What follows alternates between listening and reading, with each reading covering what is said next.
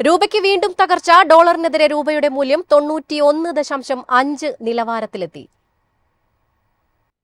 ആഗോള വിപണിയിൽ വീശിയടിക്കുന്ന Greenland കൊടുങ്കാറ്റും American ആസ്തികൾ വിറ്റൊഴിയുന്ന സെൽ അമേരിക്ക ട്രെൻഡുമാണ് രൂപയെ തളർത്തുന്നത്.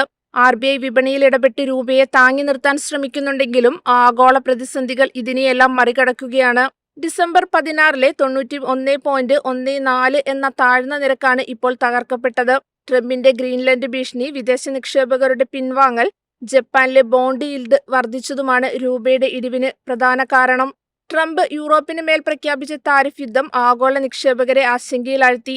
ജനുവരിയിൽ മാത്രം ഇതുവരെ വിദേശ നിക്ഷേപകർ ഇന്ത്യൻ വിപണിയിൽ നിന്ന് 32,253 കോടി രൂപ പിൻവലിച്ചു.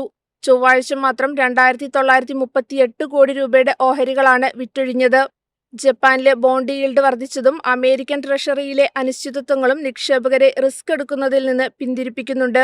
രൂപയുടെ തകർച്ച ഇന്ത്യൻ ഓഹരി വിപണിയെയും പിടിച്ചുലച്ചിട്ടുണ്ട്. വിപണി വിദഗ്ധരുടെ അഭിപ്രായത്തിൽ രൂപയുടെ മൂല്യം ഇനിയും ഇടിയാനാണ് സാധ്യത. 91.70 മുതൽ 92 എന്ന നിലവാരം വരെ താഴാൻ സാധ്യതയുണ്ടെന്നാണ് CR ഫോറക്സ് അഡ്വൈസേഴ്സ് നൽകുന്ന സൂചന.